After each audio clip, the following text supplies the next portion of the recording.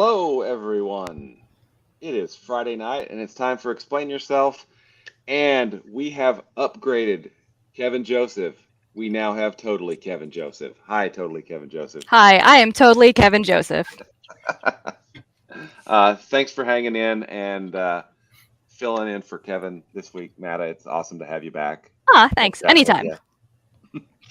And we have some comic creators here that are going to talk about their ongoing projects. So let's just jump right in. Does that sound all right to you? Sounds like a plan. All right, here we go. Well, I'm going to start at the top up here. Chris, if you don't mind, introduce yourself and let's get a quick 30-second pitch for your project that's running right now.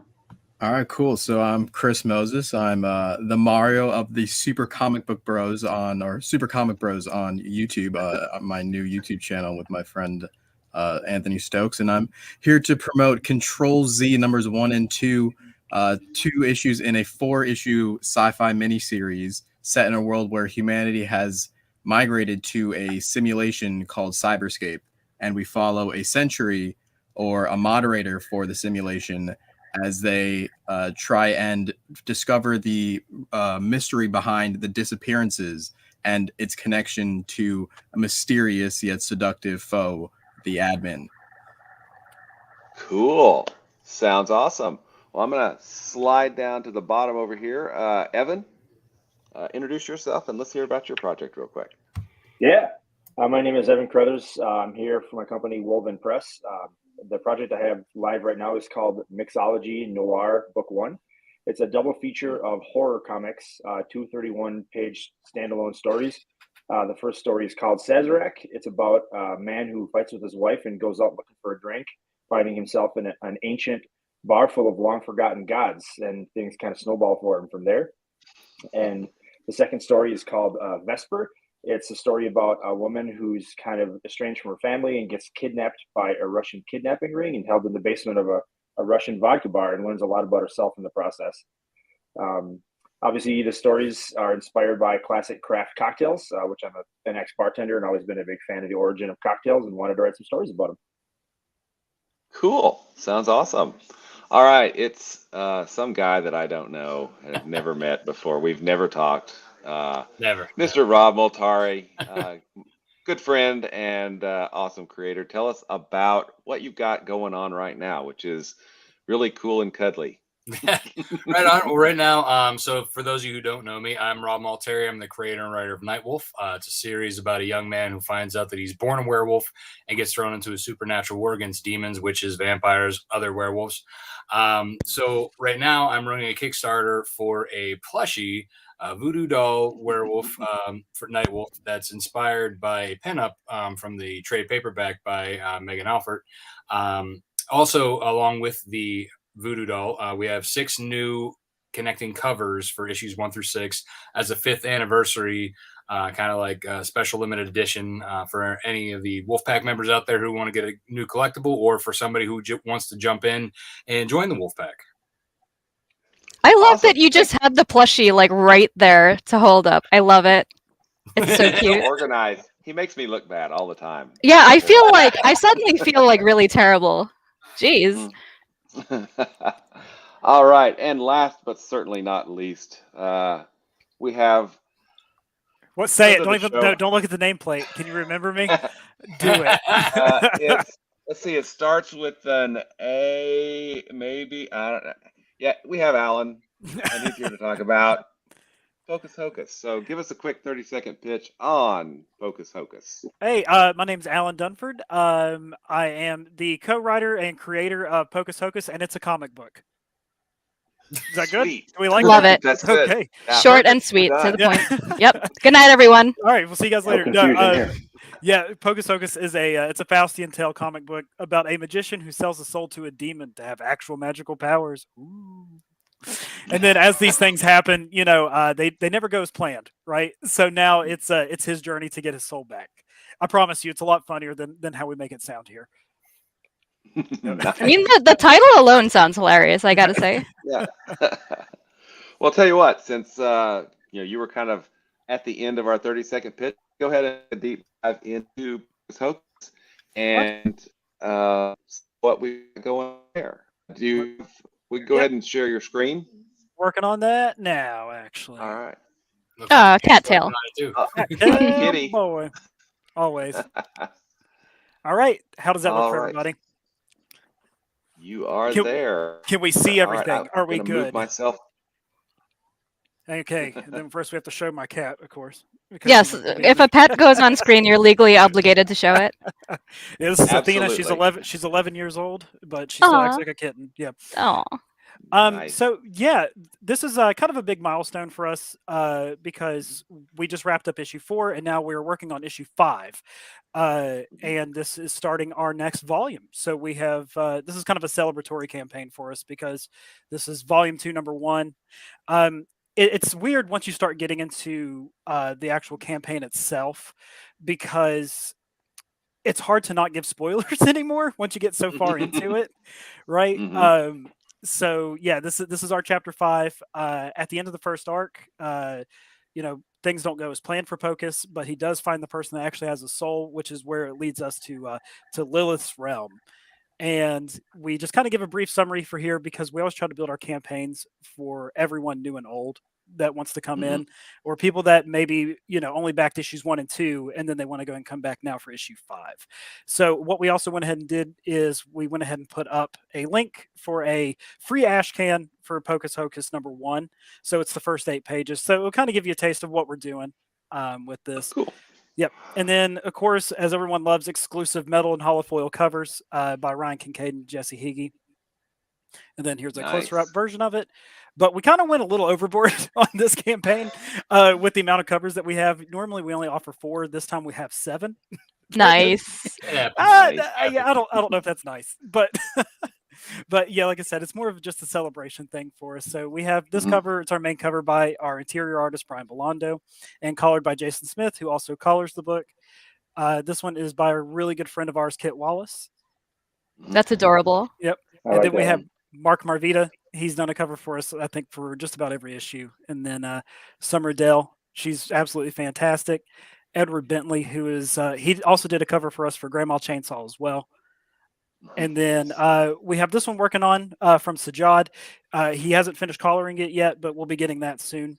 And yeah, and then now we have our fun, spooky preview pages. Ooh. Nice. Love the sound effects. Yeah, Completes it. yeah.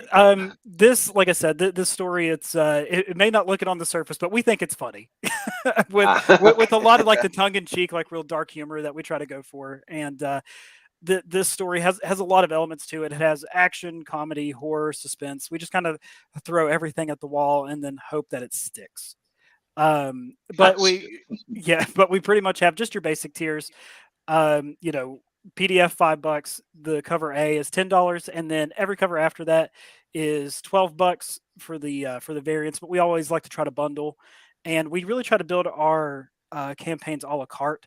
So we never try to strong arm anybody into having to get a certain tier if they want a certain item, right? So we kind of let you just build pretty much just build your own tier. And then we're always a huge fan of holofoils, catch up tiers, like I was saying, for fans new and old, people who just want to come in. And yeah, we like t-shirts too. I'm a sucker for a good t-shirt and a good coffee mug, but coffee mugs are awful to ship. So oh my god, yeah. So it sucks because whenever we get to that stuff, when you try to find fun, unique items, it's like I feel like sometimes you have to charge a ton. Just because first off, printing's expensive anyway, and then shipping sucks as well. It keeps going up twice a year, dude. At this point, I feel like I'm going to start charging like $10 just to ship next door. Like it's terrible. But yeah, so and then like I said, Kit Wallace, he's done a cover for us for everything that we've done. So we have our Holy Kit tier where he has we just throw everything in there. We even throw in his cover for Horus in Hell and Grandma Chainsaw as well. And of course, we're a sucker for metal covers, so we offer everything in a metal. And yeah, that's really about it for that. Cool. Well, hey, don't worry about the covers. I listened to an episode of Comics Launch a couple months back where Tyler was talking about the average number of variant covers. Because I usually do the standard cover and then 4 variants.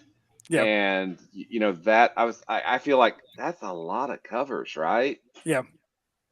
The average was 13. Oh What? my god. Okay. Yeah. No, stop. 13 covers. I'm not And I I'm not then- brave enough for that. I did like 3 covers, and I'm like, this is too much. Yeah. But Didn't then, he say there his are some. research for that Sorry, episode, go the ahead. most he saw was like 40 covers in one campaign for researching Yeah, for that episode? Yeah, I mean, there are some of the, and, Like Brian I'm sure Polito and some of the like, covers that we all know that the kind of covers we're talking about, right? yeah. Because they have a standard Each one has cover. its- yeah, it has its sneaky, Yeah. not safe. But yeah, I cannot imagine, hey, this is cover A, this is cover B, this is cover AA, Yeah. this is cover AZ. I mean, come on. Yeah, then you're getting into like the triple letters. It's like a triple EEE. It's like, no. I mean, I considering, forget what is what. considering the theme, maybe they're getting into bra sizes. Yeah, exactly. Maybe You're not wrong. Cover Well, triple double D. Yep. So it does look like you've got, pretty much, everything for, backers new and old in here. Is there one particular, pledge level that you're proud of, or that, you want to point, somebody to if they're maybe a new backer? Yeah, honestly, just any of the catch-up tiers, right? That to us, those are always special, especially whenever this is the bad part about Kickstarter, and the lie I always tell myself is that I'm not going to check it obsessively while it's going on. So yeah, but you do every time. So yeah, it's just always nice to see someone come in and pick up like the physical library or the digital library. It's just and that's always special because you feel like then it's just a new opportunity to just grow your audience base, and it's cool that they want to take a chance on you enough to pick up everything that you have. Yeah, especially when you have like multiple books out too. Mm-hmm. Yeah. Yep. And you just checked it 3 times, didn't you? Just now, yes. No problem, man. I do the same thing. Yeah. No, so this is super cool, Alan. I have a book also that's going to be coming back for its 5th issue. So I'm curious. One, how many pages is this issue? 28. 28. Okay, awesome. And then 2, how do you feel the audience carryover has been from campaign to especially now starting a new volume? We're actually going to be in a very similar position because I'll be starting a new volume as well. It's wild because we've seen growth from issue 1 to issue 4. Issue 4 was our biggest campaign. That was our first 5-digit campaign. So we were like over the moon.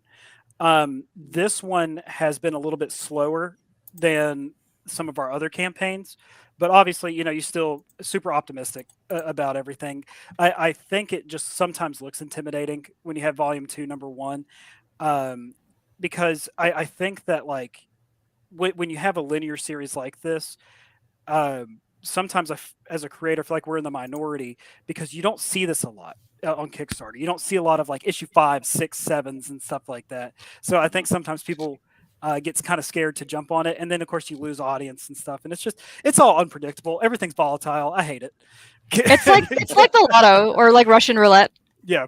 I mean, yeah, pretty much. You never know how people are going to receive it. And whenever we go to launch issue 6, like we could have the biggest turnout we've ever seen, and then issue 7, we might barely hit goal. You just don't know how things happen. So. Well, we have a suggestion from somebody that you may know for a cover. Oh, Joey. Oh, Joey. Our friend Joey Galvez at the Geek Collective. He says he wants a cover with Alan's sexy arms. So maybe sexy we'll emphasized, obviously. Yeah. Yeah. Maybe we'll put out a poll on that later. Yeah, we'll do that for the shop exclusive, right? Well, all right.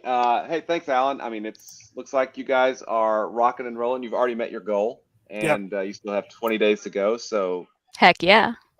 Heck yeah, you're in the zone, man. So that's excellent. Awesome. Well, and Rob, Dave Lentz wanted me to tell you hello. Yes, we share a mutual letterer. Dave does my snowpaw, and he's got this running gag thing going. Every time I like post or share a campaign and I forget to tag him, Yeah. if he's been involved in it. Like he always scolds me, and I'm like, dude, you're in everything. Like, Yeah, Dave's just an angry, bitter old man who's in bed by 9:30, and if he goes to bed at 9:45, he's cranky. so you just got to ignore him. Yeah, he's a good dude. He's good for a good laugh too. Yeah. Well, and thank you, Alan. That is an excellent segue into my buddy Rob's campaign. Rob, tell us about. Yep, tell us about your. Well, and I'm actually, I mean, definitely tell us about the campaign. But this seems like it was kind of just a lucky happenstance that you decided to do this because it was kind of a surprise that it happened, right?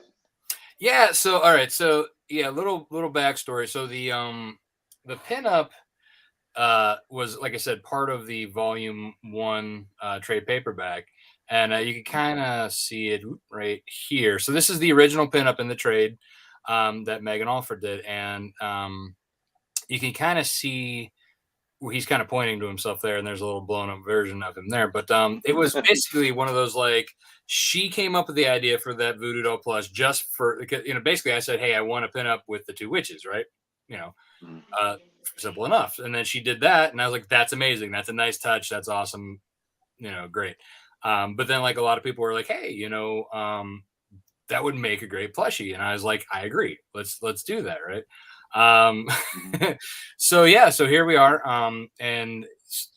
So this campaign is to pay for production of a 300 run, because there's a minimum I had to do with the skeleton crew. And I mean, really though, like, the quality of this thing, like, even pictures don't do it justice, like how much embroidery detail. I want to like reach into the screen and just like squeeze it just to feel how soft it is. So very or stab it with a knife. Yeah. I mean, I guess that's what it's just for. Yeah. Voodoo doll, but yeah, so the in the campaign, it's not just for the Voodoo Doll. Like I said, it's for also connecting covers.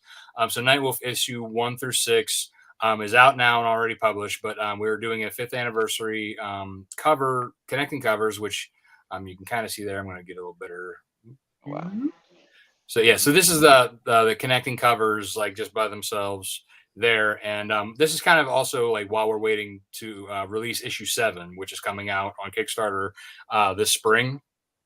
And so again, basically each character is more associated with the issue. In particular, like with Tartarus, he's more prevalent in issue 1, and we have the Twin Witches who play a big part in issue 2, Blackclaw in issue 3, Snowpaw in issue 4, Nightwolf's major transformation and kind of like training starting in issue 5, and then kind of like a big introduction to a new villainess in issue 6. So these covers are related to the book itself, but also they're very connected, and in a manner of speaking, but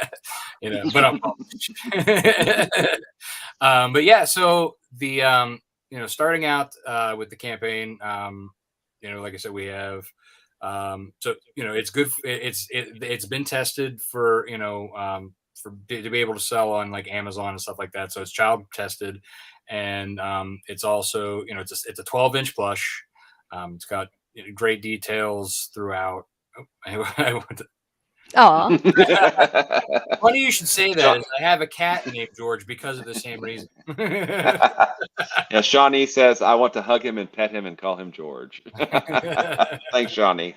Well, when you get your Shawnee, you can call him whatever you want. That's right. Yeah, so that's about the plush. But again, Nightwolf is an ongoing series. I have 12 issues for this first story arc, and then it continues on. So like I have multiple seasons or movies planned out, if you will, depending on how that works. But yeah, so this. Go ahead. So Rob, I've heard from this guy named Alan that most people don't know about series on Kickstarter that get over 5 or 6 or something like that. So can you talk to that? I mean, I've as long as you keep your audience engaged, man. 6, I keep growing the audience. Issue 6 was my best Kickstarter that I had. I mean, that's my highest funded. It was my second highest at the time. Back. So I mean, the audience just keeps growing, and you just got to keep working it and keep trying different things. That's awesome. Yeah. It's funny because like going to like, so now like, because the plush is a little bit different and this isn't for a new issue, my backer count isn't as high as I've had in the past.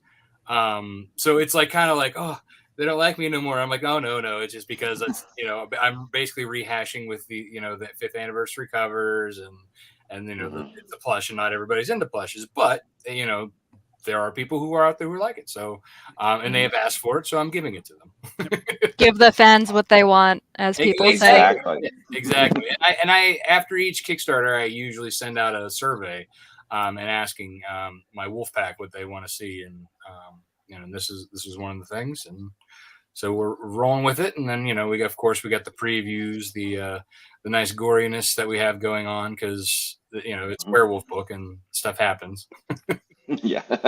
And then like I said, the issue 2, we got the witches playing a heavy part and causing trouble.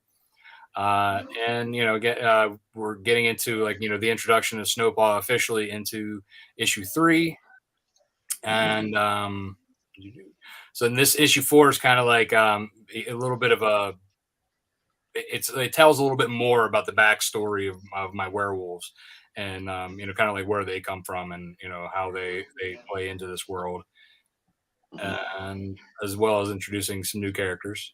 And then issue 5 is again just growing the mythology, showing that there's the creatures, there's aliens, there's mythology creatures, there's fantasy creatures, in kind of hinting that they're there, but clearly they're not heavily involved in this series just yet. So then we have the training sequence, basically the master putting the pup in this place. And then issue 6, we have a little bit more of some head games going on throughout, so Snowpaw is separated from Nightwolf, and Nightwolf has to kind of fend for himself for the first time since becoming a werewolf for the first time. Gotcha. So we also have a full moon bonus gift going. So anybody who has backed the campaign before next Sunday, not this coming Sunday, but the next Sunday, the night of the full moon, gets this sweet little mini print. It's a 5x7. It's a cover by Chris Enott for issue 6. Cool. Very cool. So I know you said it's an ongoing. I mean, we're talking about the plushie here, and you said it's an ongoing series. I mean, if you could pick a number, and say, hey, I'm going to publish this many issues of Nightwolf, like what would that number be? Like 100? I mean, I would strive for 100 if I could. Yeah. I mean, I would keep going. It just, I don't know if I'd finish it in my time. Because Kickstarter goes so fast. Do you have plans for a trade paperback since you have so many issues out? Well, I do have a trade paperback for volume 1, which is issues 1 through 4. This is, that's the hardcover. Yeah. Cool. So this is the hardcover for the trade. That's actually where the voodoo doll came from, was from the trade paperback. One of the pinups. There it is. Yeah. So that again, this is the pinup that he originally came from. I love how prepared you are. You just have everything handy. You should see my desk. It's ridiculous how much stuff. But yeah, so again, every 4 issues I put out a trade, and when issue 12 comes out for the story arc, I'll put out like an omnibus of that story arc. But I have so many plans like ahead. It just it's all these things I have that I want to do, but getting to them is time. Yep. so much Absolutely. time. Absolutely. Well, hey, is there, looking through the rewards, obviously the plushie is kind of front and center, but, I see that you also have, catch up tiers for all of the books. Is there any, can you mix and match a little bit? Let's say, hey, I want the plushie, and hey, I want all those 6 covers, and, can I do add-ons later? What do you got set up for everybody? Yeah, so right now we have like a $5 digital deluxe introduction digital of issue 1, just for people who just want to get the beak wet, if you will. And then I have the catch up tier that has volume 1 and issue 5 and 6. I also have a physical get issue 1 of Snowpaw, which is my other series, spinoff of Nightwolf, but featuring Snowpaw in her origin story in the 19th century Scotland. So 200 years in the past. And then the issue 1 of Nightwolf, you can get those together just to kind of try out both books. And then I have an entire, you get the first 2 issues of Snowpaw, which is out now, and the volume 1 and issue 5 and 6 of Nightwolf. So you can get all of that if you just want to digest everything digitally. We have the plushie here, and so the plushie is $45. That's free shipping in the United States as well. So that's, if you're in the US, that's one price. That's what you see. That's what you get. For the 12-inch plushie with that detail, it's actually a pretty good deal. From what I've seen around Kickstarter, I probably could have gone higher, but I wanted to make it affordable because I wanted to literally put it in people's hands. Love it. Nice. Perfect. And then for those of you who are new to the Kickstarter or to Nightwolf particularly, I do have a standard catch-up tier. So these are the standard retails. You can get issues 1 through 6 as well as the digitals together. And then for those of you who enjoy a good, limited edition, that's the connecting covers, the Virgin variants. So you can get those all together. And then you could also get the plush, and you can get the connecting covers. And we also have we got a t-shirt, we have a hoodie, we have, all the fun stuff. I see a t-shirt, Alan. I see a t-shirt. You love t-shirts, man. I do love t-shirts so hard. And then we have retailer tiers. Of course, we want to make sure that we work with our friends in the retail space. And we also have mystery boxes, which in the mystery box is a mystery CGC of either Snowpaw or Nightwolf. And you definitely get the plush, and you definitely get the connecting covers. But the other mystery is which variant cover.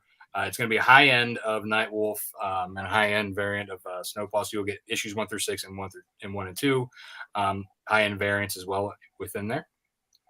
And then this is basically you get all of the variant covers of all the things. You get all the things, all the stuff. You get a variant cover. And then we have that plus a commission from Carlos Herrera. And then now we have the add-on. So yes, you can add on some sketch covers. You can add on these fun little custom Lego figures. Oh my God, he has those handy too. Yeah, I can't even. And then we have the volume. So if you were interested in picking up a volume instead of the single issues, we do have the volumes available. The hardcover, which also has a die cut, which I didn't really get to show earlier, so I'll do that now. The die cut has this fun little thing where you can do this. You see yourself through it. Now you're Nightwolf. Yeah. And there's also a cool little vellum overlay.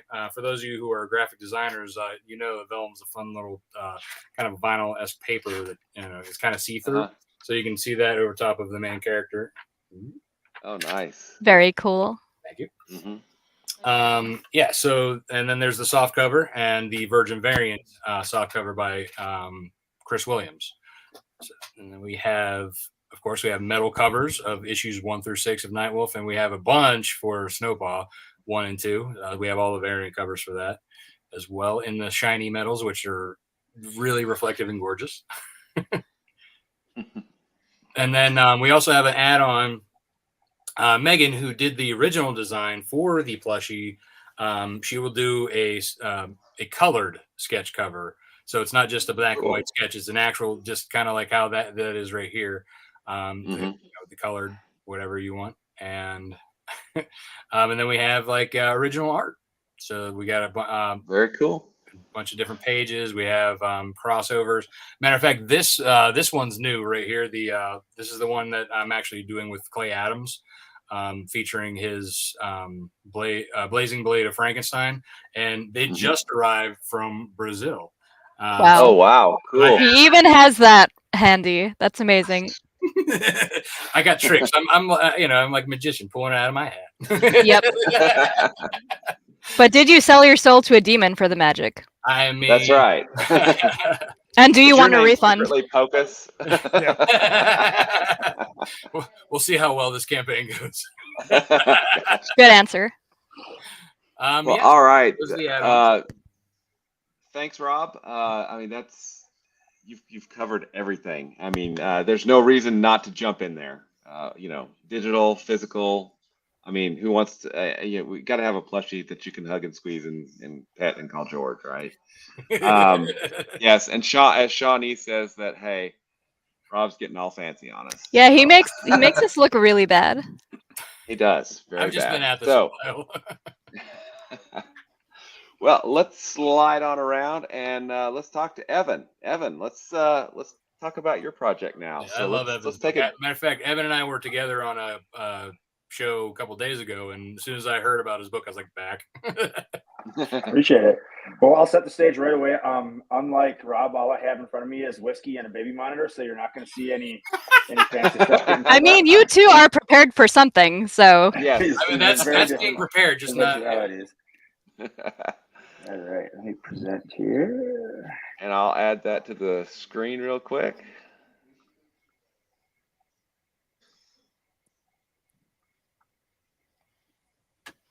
All right. Here we go. You seen that? I see. All right. Excellent.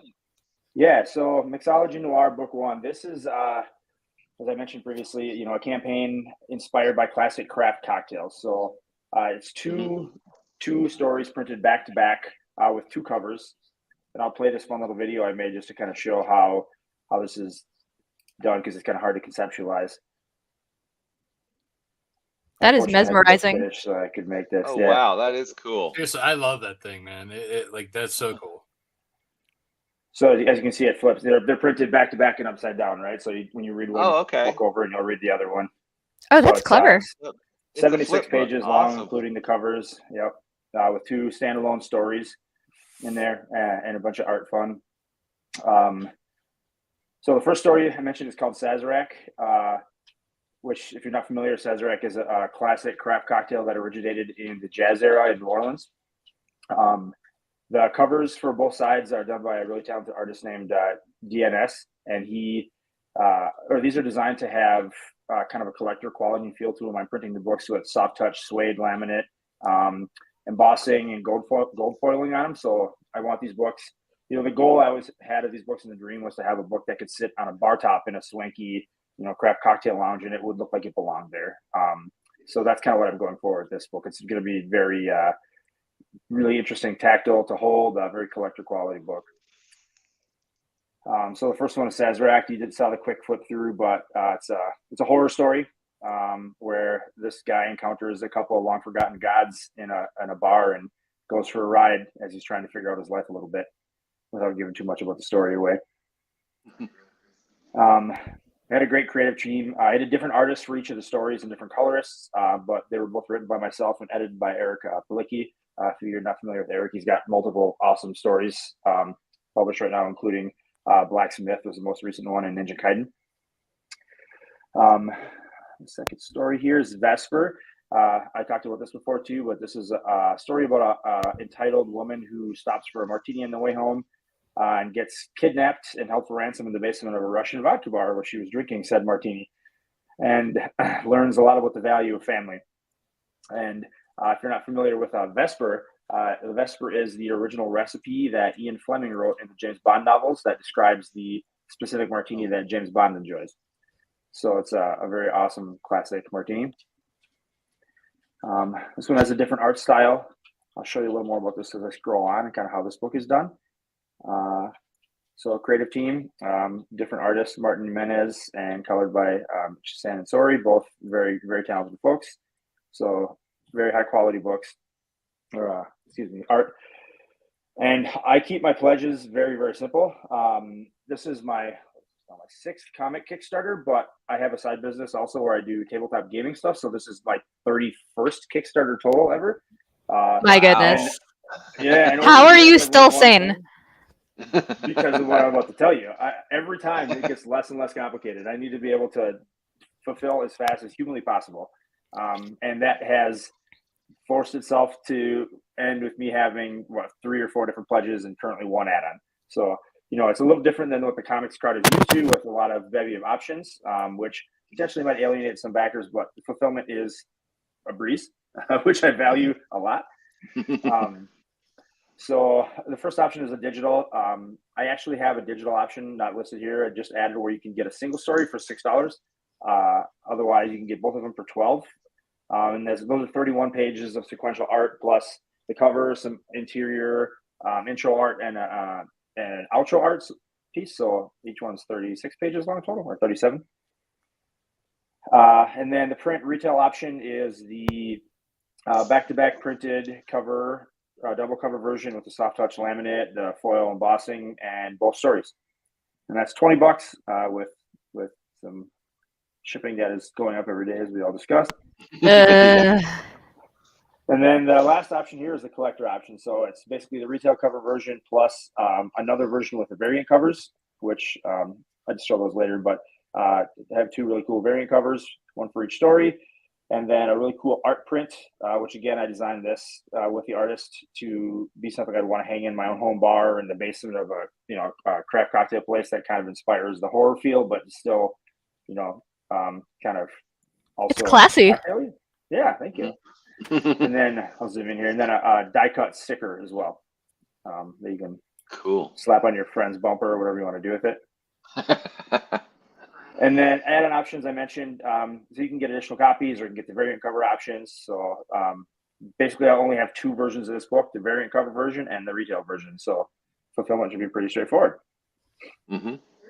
And then the final add-on is the Ignis Quadrant. This is my debut comic series. I just wrapped up the first story arc with a 166-page trade, which was great and very successful. And I'm very happy with that. It's a super good story. It's inspired by Firefly, Cowboy Bebop, Star Wars. So if you like space westerns, you can snag this as well.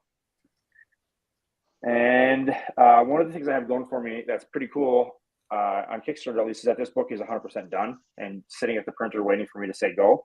So by virtue of that, is I can show basically all the pages if I wanted to. Obviously, I wouldn't ruin the story, but I'm just going to scroll through some of these.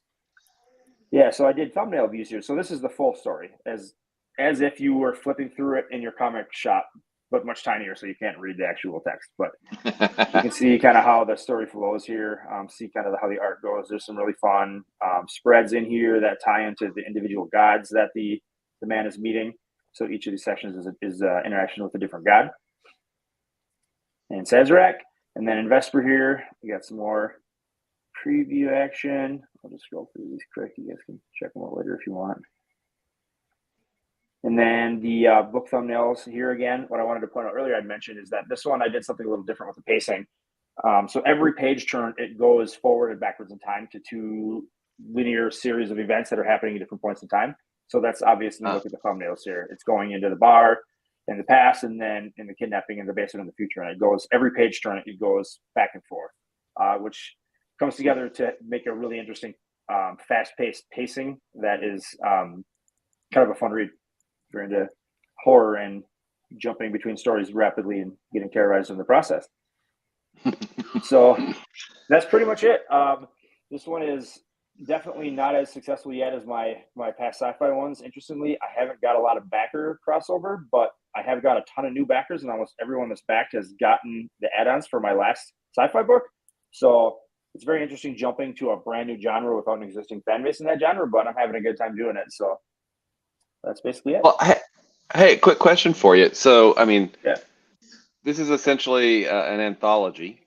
You're writing it, and you've got 2 different stories in this, but it's 76 pages. I'm curious as to why you decided to release a single issue that large instead of going, maybe issue by issue. I'm just curious. Yeah. So I honestly thought if this was ever going to be published, like to the dark market or anything, it would be issue by issue. But the dream of this book that I've been thinking about for years was the double issue, back-to-back format. I always wanted to do that. Is it a smart business decision versus doing individual issues? No.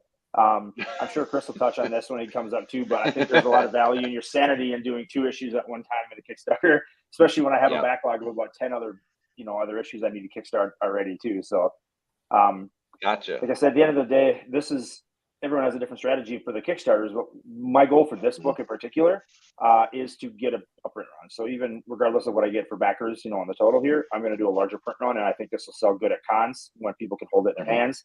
I have multiple of my local bars I go to that are craft cocktail focused that said they'll sell it at the bar itself too. So, this book is going to be interesting. Cool. And I think that double issue flip flop format was something that I really wanted to get done.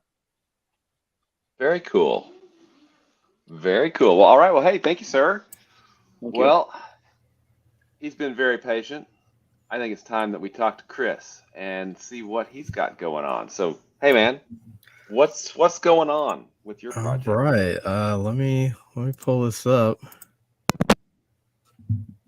Pull it up real quick. We got Control Z numbers 1 and 2. This is the second series that I'm bringing to Kickstarter, actually. Also sci-fi. And I actually have the issue 1 printed out right here as well. Not as prepared as everybody else, but we're you got something. Prepared. We got something. You got something. Yeah. Awesome. Yeah. So this is a book that I've been working on for a long time. The artist is Riccardo Secchi, who actually did a cover for Evan, I believe. If I remember correctly, and the colorist is Marcos Martins, lettered by Reed Hinckley Barnes, and yeah, it's issues 1 and 2. I've already have issue 1 printed out. I've sold some at comic conventions, and so I wanted to put out a decent chunk of the story, and I've been sitting on this for a while, so I wanted to put out both. And nice. You'll get a decent amount of story. You'll end up getting like about 50 pages total, maybe a little bit more. So it's a nice way to journey into Cyberscape, which is the simulation that this whole story takes place in. It's very reminiscent of Ready Player One and The Matrix.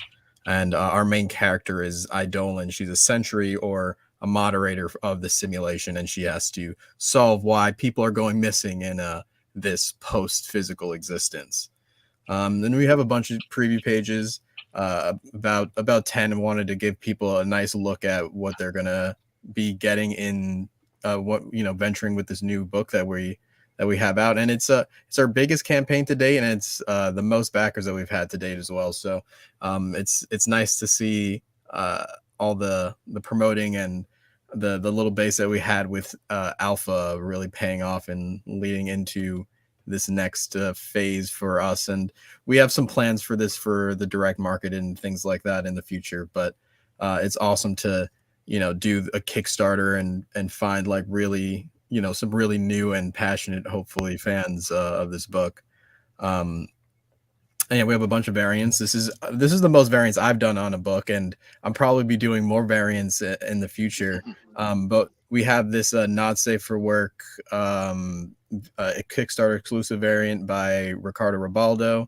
Our Kickstarter exclusive variants are limited and specifically only to Kickstarter, and once they're out, they'll be vaulted, and you probably won't be able to see them again.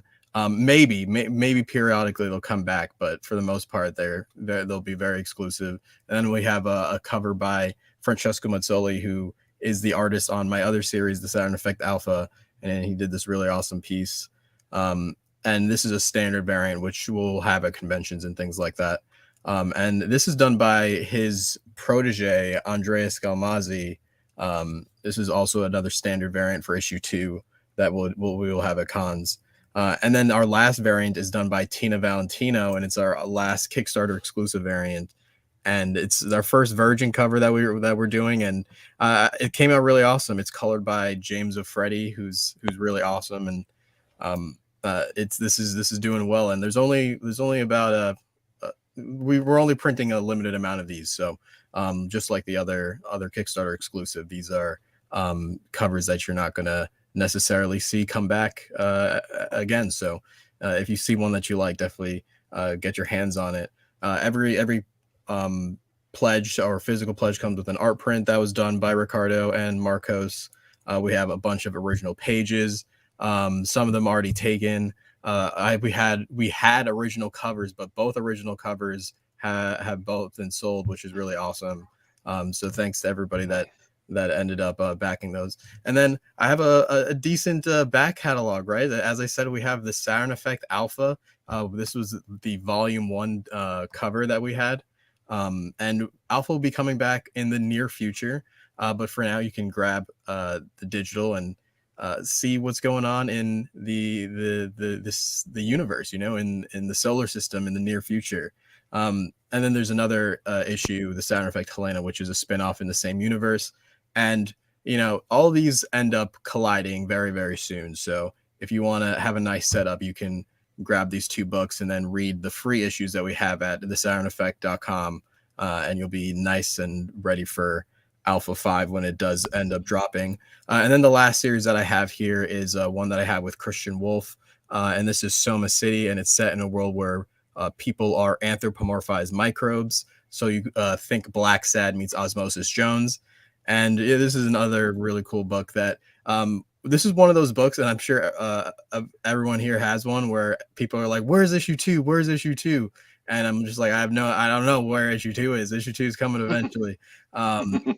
So one day we'll end maybe we'll bring this back for a prestige edition or a Kickstarter exclusive edition, and then do an issue 2. But issue 1 is there, and it's there will be more coming. And we've hit our 3rd stretch goal. Our first stretch goal was this awesome print by a friend of mine, Brian Escura, that everyone can grab our Welcome to Hell print. And then our second stretch goal was a free PDF of the Saturn Effect Alpha #1. And then I still have to update this, but our 3rd stretch goal was access to the full Kickstarter theme song that we have. If you listen to the trailer, it's truncated, it's shorter. So the full version we have available for everyone, and we'll be putting out. And then this is the Red Sea team. There's a bunch of us on it. It's been fun to do. And I try to keep our tiers relatively simple. We'll just take a quick look at them. There's like your standard digital, you have the physical. We have a Red Sea Comics starter bundle digital. And then we have variants, all the different variant choices that you can get, the limited Kickstarter exclusive ones as well. A physical catch up or physical bundle for everything that Red Sea has, a variant bundle, an ultimate bundle for those really true fans, and then original pages, and then some other tiers that are gone now. And next time you got to get here sooner.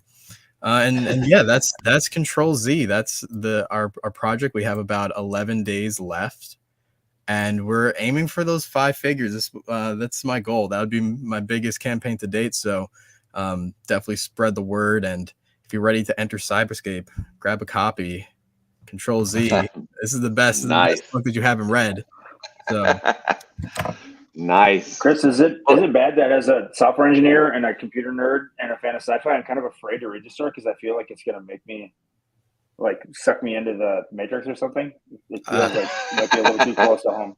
I'm hoping everyone's captured, and we will be able to run for 30 issues, 100 issues, 100 years. Nice. Well, I've got kind of a question, because I've noticed, and Matta, this is you too. Oh no.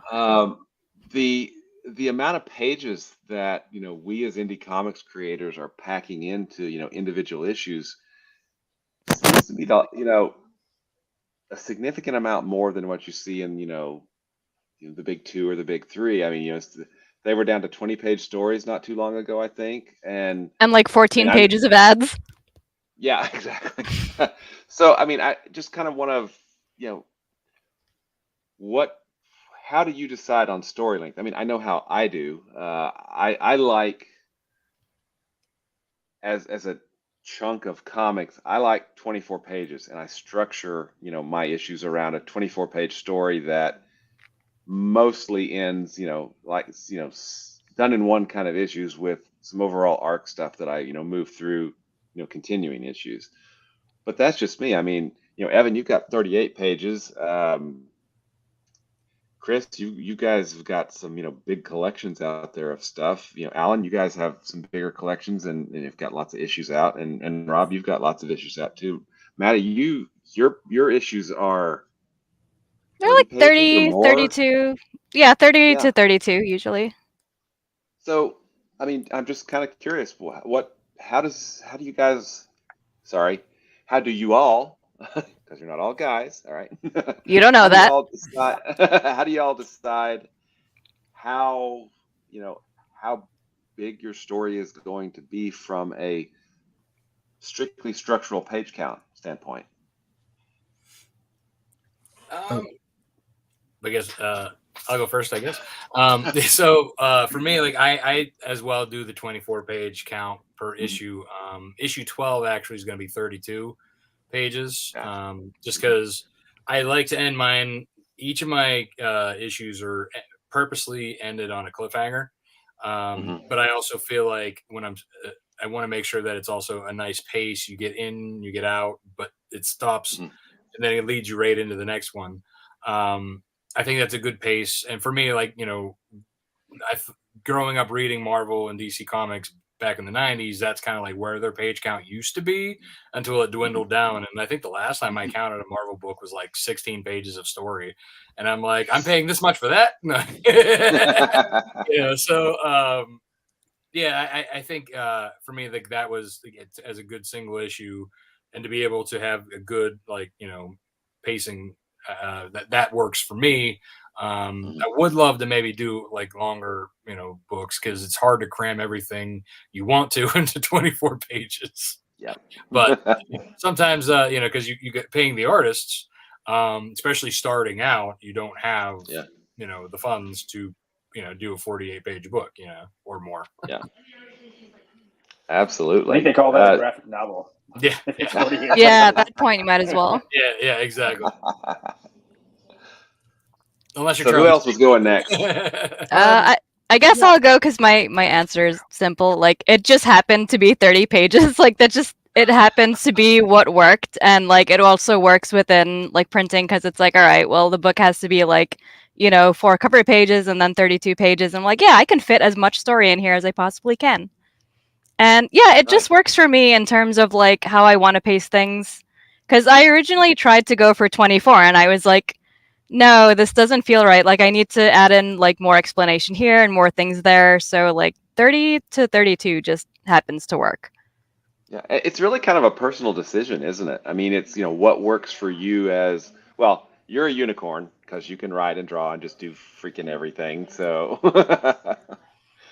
between you being, able to do everything and Rob just having everything, I'm feeling some, pretty envious at the moment. So I'm just going to let that go, and let's see what Alan and Chris and Evan have to say about page counts. Yeah, so for us, we always usually, it seems like our last 4 comic books have ended at 28.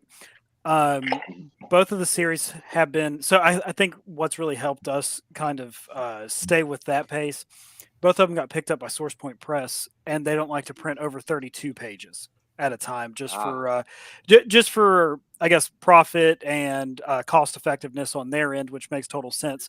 So they don't like for us to go over 28. So that's how we know how to structure it. And I know it's a crappy answer, but it works for us, I guess. But it's a good one for people who are planning to work with a publisher. They have to think. Exactly. There you go. Yep. There you go. Mm-hmm. Yep. Yeah, because Yeah, Pocus 4 was originally 32 pages, and they said no, and we were like, oh, okay, cool. Why? And then they gave us the why, and I was like, oh, I get that. And then that's it. Yeah. Wait, so was it done already, and then you had to like take out pages? No, or luckily we were early in development on it, so we went back and revised the script, and were able to condense a lot of the pages down, because I'm a sucker for splash pages, so we were able just to shove those down into a couple panels and stuff instead. Cool, very cool. Evan, do you want to go? chime in here? Yeah, I think early on in my earlier books, I just kind of let the page count dictate itself based on how I thought the story should be. So I ended up like with Agent Squadron, the first issue was like 31, then it was like 23, and then like 22, and then 30, and I was all over the place, which worked fine for self-publishing, of course. But I also am creating multiple other series now that I'm pitching to publishers, one of which actually I just signed a deal on today, which is exciting. Congrats. Congratulations. But the advice I was given by editors early on in that process was 22 is a really good target for the direct market. So I've structured all those books to be 22 pages. And I don't know if anybody else is a fan of Scott Snyder, but I'm a huge Scott Snyder fan. And he has a Substack where you can subscribe, and he basically teaches lessons on writing comics. And it's fucking amazing. Like, if you're not subscribed to it and you write comics, go do it. But one of the things I've learned through that process that's been really informative is that setting a boundary page count for yourself at 22 helps you force your writing to kind of get rid of pages that don't serve the story. I mean, there's a time and a place to add, pages for graphic beauty and, because people enjoy them or whatever. But when you're kind of structuring a story based on, kind of a general thesis of 4 main scenes over a 22-page issue and getting rid of all the cruff, it really helps me at least structure the story in a way where I'm not adding stuff that I think is interesting but doesn't serve the story. So that's kind of what I've been trying to do for all the stuff I'm writing now. That's intended to be, serialized is a fixed 22-page count, and force myself to adhere to that. And it's had some good benefits in terms of structuring things. Awesome. All right, Chris, how do you do it, man? Yeah, I mean, similarly, my first couple series, Control Z and the Saturn Effect, the page counts are all over the place. The Saturn Effect is particularly egregious because the first one's like 24, second one's like 28, third one's like 30 something, fourth one's like 50. What? And then issue 5 is 30, like 5 pages. Issue 6 is another 50 pager. It's all over the place. It's actually, I don't know what I was doing. It'll never get published by a publisher because we'll have to split it up. It'll be like a 12 issue series. And then graphic novel. Yeah, definitely, right. And Control Z is got fluctuates itself. But a lot of the newer stuff that I've written, I also have a book that I can't talk too much about, but we had to cut down everything to 22 pages. And whenever I do like freelancing work, 22 pages is where I'll have a grid, and I posted this on Twitter before, and it's like page 1 on one. It like shows you your page turns basically, and an easy way to visualize it. And I'll like just put out like the story beats on the side, and then I'll throw it on there basically and break out the story that way. And so it's like super visual, and you can really like see it as much as you can in that stage. And yeah, 22 pages is just like where it's at in terms of just like keeping it condensed and getting it done quickly, and being able to crank it all out. Well, I'm sorry, go ahead, Evan. Yeah, I was just going to ask Chris, did you have the same challenge I did with your page count fluctuation going Kickstarter to Kickstarter, and that you're like, okay, what are my print costs? And you're like, oh, fuck, this one's 8 pages longer, and it does not cost the same amount to print and ship exactly. Like, do I have to charge backers more now because my book is substantially longer? Or are they going to get that? Like, that caused a little bit of confusion. That's what I've always been afraid of, like having a big difference in page counts, and then it's like, oh, well, this book is like $10, this is like $15. Like, that's scary. But continue. No, that's definitely a problem I'm gonna have now. So I definitely may have undercharged for issue 4. 50 pages. Like some people, that's just like a trade almost. Like a mini graphic. Can you even do that saddle stitched? You barely, right? I thought like 48 was the limit that they could do that with. This is like 50 something. It's a thick one. It's over there. I wish I could grab it real quick. And yeah, it's definitely kind of screwed me over because now it's like inflation and the minimum price of people's comics for like a 32 pages gone up so drastically. And I'm like, just have this issue 4 that's 50 pages, and I'm like, damn, am I supposed to just like charge like 2.5x now? Like, that's kind of crazy. And then shipping on top of it. Exactly. I'm like, God, like everything is getting wild, but yeah, it's definitely a challenge. I've been figuring it out. Mm-hmm. Well, I try to write. I do with my mailing list, I use them as kind of an accountability partner, and I make sure I write 4 pages of comic script a week, because that's a pretty small goal that I can usually hit, and it doesn't, I still have the day job and all that other stuff that I'm doing, but I basically had an outline for this fantasy thing that I was working on, and I just said, I want this to happen, this to happen, this to happen, and this to happen, and I didn't set myself any type of page limits, right? I'm like, maybe it'll come out around 64 pages, whatever. 300 pages later, I finished it. And I was like, I really need to set some, guardrails here, because that's just nuts, right? Wow. Sounds like you got a series there. I don't know what I have. But you wrote, that's not even like storyboarding or story beats. You wrote 360 pages and that happened? Yeah, I would write from week to week, and I'd go, okay, what's happening now? And I'd look back over, okay, well, I'm still in this part. And, granted, there are some splash pages in there.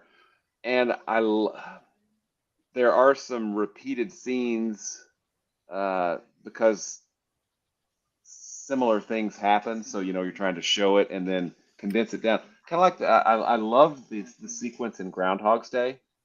He goes through, you see it the first time all the way through, right? Yep. And then the next time it's truncated just a little bit. They've cut out some stuff. And then finally, toward the end of the rotations, you're seeing one and another one, and you know that you're seeing full days. You're just seeing a quick representation of those full days. I thought that was, Sure. it was genius the way they did it. Probably not the way I did it, or I tried to do it, but with 300 pages, I probably should have cut some more. But I don't know. It's for me as the writer, that set number of pages. If I don't have that structure, I think I lose. I lose the track. I lose track. I just lose the thought. I just keep going. So for me personally, having those set pages is really kind of a must, I think. And it sounds like that's kind of a similar, reason for everyone else here too. So that's cool. That's very cool. Good discussion. Well, let's see. I'm checking the comments. We are at, for those of you anybody on the East Coast? Matta, you're on the East Coast. Yes, I am. It is after midnight. Yeah, but you are young, so it's okay. No, but I'm an old man in a middle-aged woman's body, and I usually go to sleep at 11 o'clock, so. So tell you what, why don't we do one more time around the horn with our 30-second pitches, and then we will jump to the next section, and things will go completely off the rails. So yes, I think we started with Chris for the first 30-second pitch. So let's go to Alan for his 30-second pitch, and we'll go back around the horn. Yeah, again, my name is Alan Dunford. The book that I have running right now on Kickstarter is Pocus Hocus Volume 2, Number 1. And yeah, again, like I said, it's about a magician who sells a soul, and it's his journey to get that thing back. So we go through the wonderful, wild, and cute, whimsical world of hell. So we hope that you join us for it, because we have so much fun making it, and I can honestly say this thing's a passion project. Awesome. All right, thanks. All right, Rob, buddy, pal, hit us, man. just hold up the wolf. That's all we need. Hold up the wolf. Yeah, there we go. So I'm Rob Malteri, and creator writer of Nightwolf, and this campaign that I'm running is for this cute little plushie here, as well as 6 connecting covers for the 5th anniversary edition. Very limited. So again, the quick pitch for Nightwolf is it's a young man who finds out that he's born a werewolf, gets thrown into a supernatural war against demons, witches, vampires, and other werewolves. And if you get scared at night, he will be here to snuggle with. Aw. And you can hug him and pet him and call him George. And you can call him George. Nice. All right, Evan, show us what you got, sir. Yeah, I'm Evan Carruthers from Woven Press. The project I have in Kickstarter right now is called Mixology Noir. It's a double feature of horror comics inspired by classic craft cocktails. So it's 2 comics, 31 pages each, printed back to back in a highly collectible quality book. The first one is called Sazerac. It's a story of a man who has a fight with his wife and goes out looking for a drink, finds himself in a bar full of long forgotten gods, and tragedy ensues. And the second story is called Sazerac, or excuse me, it's called Vesper. It's about a woman who is kind of entitled and stops for a martini at a Russian vodka bar, where she is subsequently kidnapped and held in the basement, and learns a whole lot about the meaning of family and what's important in life. Nice. All right. Chris, take us home, sir. All right. Short and sweet. Control Z, numbers 1 and 2. The best sci-fi comic book on the market. The best sci-fi comic book you haven't read yet. The best sci-fi comic book probably of this year. Just go and get it. If you like The Matrix, you like Ready Player One, this is the book for you. All right. Excellent. Well, hey, thanks everyone. Great having you here. Now, this is always where we go completely off the rails, and you are completely and totally welcome to stay as we talk about previous projects. But if you need to go, feel free. If you want to hang around and watch as things get weird, that's fine too. Well, I'm gonna pop off. It is midnight here, and I am an old man, and my wife is in our bedroom right now, scowling at me. I'm sure through the door, going, "Get your ass to bed." All right. All right. Thanks, Rob. Night. It was nice talking to you. You too. It was nice seeing Have a your good one, face. Rob. We're friends on Facebook. I never Yeah, we've never spoken in person, so this is great. Very nice to meet you. And Chris and Nice to meet you, man. And Alan, everybody. Nice. And Have a good one. Yeah, we'll be chatting, man. Have a good one. Yeah, and I'm falling behind Rob because it is 11:15 where I'm at as well. So I'm going to go ahead and get some sleep. But no, I appreciate you guys. Thank you guys everything for all you do, and I love everyone's projects. So I'll see you guys later. Good night. Thanks. Have a good one. All right. Well, I think I'm gonna have to take a leave as well. I'm also an East Coaster past midnight, and yeah, I am young-ish, but I am tired. So I appreciate you having me on. I thank you so much, Evan. It was awesome to finally talk to you. Nice seeing you in person. Yeah, of course. And so enjoy the rest of your show, everyone. All right. Good night. Good night. All right. So what we're gonna damn it, I'll chat a little bit. Yeah, I thought you were gonna nope out when I saw the camera moving. I was like, he's gone. But no, you just got cozy. Oh, if I'm gonna sit and drink whiskey and keep chatting, I want to do it on the couch. Fair. Valid.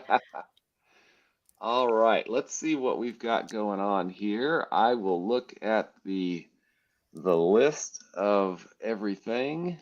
I feel so out of the loop because I've been so busy working on my own comic that I haven't kept up with what else is going on.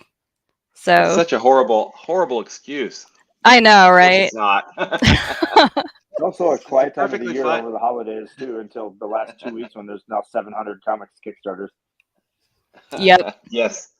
Yeah. The amount of projects, the amount of really good projects that launched in the last week and a half, 2 weeks is just amazing. I mean, it's really awesome. All right, I have found the list. So let me pull this out so I don't break things and not close the wrong tab. That would be man, I would do. I've done that. I've closed my Kickstarter tab while working on the campaign, and that shit does not autosave. Yeah. Yep. You're absolutely right. That is painful. I learned that a long time ago. I do all of my writing in Google Docs and stuff first before I transfer it over because I've been bitten too many times. I've done that, but then I've copy pasted and then I'm like, maybe I should edit this, maybe I should change that, and then nope, not the changes save. Yep. I never learn. I'm sure you do. Not in this case. And Shawnee. Oh, first off, Shawnee says, "Hey, they're dropping like flies." They did. Yeah. And she said, "For you." Yay! her Sacramony comics arrived in perfect condition, and she's excited to dive in. Happy so, awesome, reading. Shawnee. Yeah. Or depressed reading because it's kind of sad. Either way. So we had a few weeks back. We had Matt on the show for Thoughtscape Comics, and that is still going on right now. I think it has about 5 days left. I'm not exactly sure, but they're closing in on their goals. So check it They're out. an It's an anthology, right? Yeah. Yep. They're an anthology where Matt has written and worked with a lot of different artists to tell some stories that are, all kind of not connected, but also there is a connective tissue between them because of the corporate world in which they take place. So it's an interesting book, and he's got a catch up tier, so definitely get out there and take a look at that one. It's a good book, and I think Matt's a good they dude, compared so. it. They compared it to the Twilight Zone. I think I did actually see Yes. that Mhm. campaign. Yeah. Absolutely. So yeah, definitely get out there and check it out. And here's the link right here. It's kickstarter.com/projects/Matt MLPDX Thoughtscape-comics-1-3. So get out there and take a look. And then I'm a backer of those first couple campaigns, and I can vouch that they're good.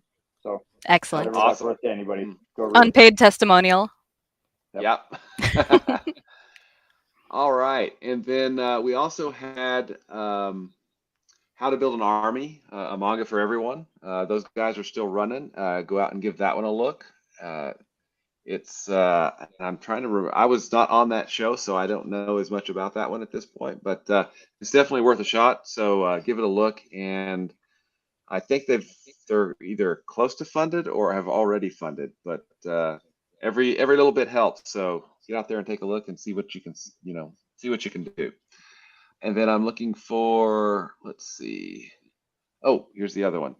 Last week, I'm sure I probably kept Steve up way too late, but Evie and the Helsings, #1 by Steve Bryant, written by Steve Bryant, and the artist whose name I cannot remember at the moment, is a beautiful book. It's the last in the line of vampire hunters has died. She and only her daughter is left, and all Evie wants to do is rock. So there you go. It's got You some say really rock? I cool was gonna variant, say, that sounds like it should be the name of a fucking sick rock band. and that's what it is. Evie and the Helsings. Excellent. All right.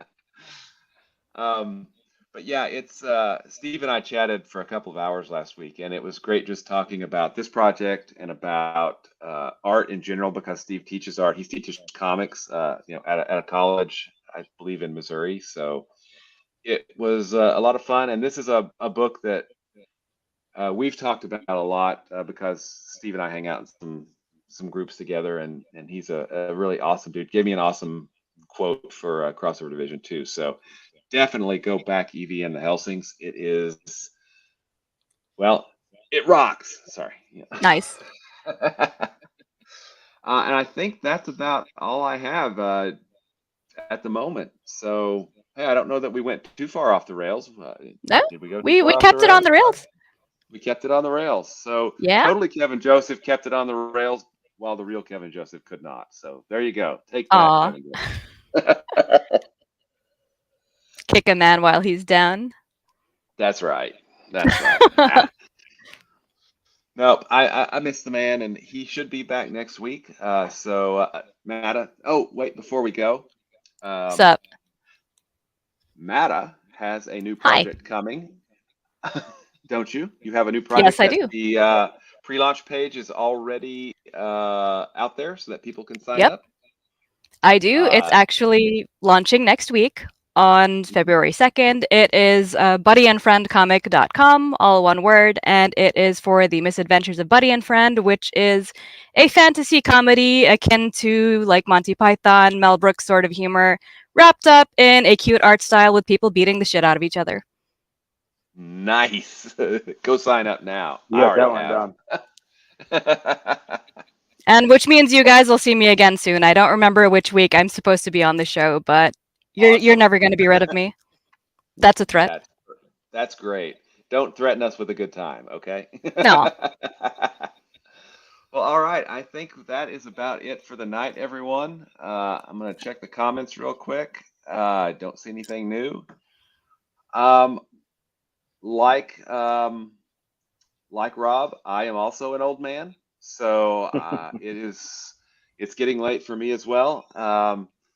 And hey, thanks, Joey. Aw, Awesome. Yeah. there's my thumb. Yeah. Two thumbs all the way up. Sorry.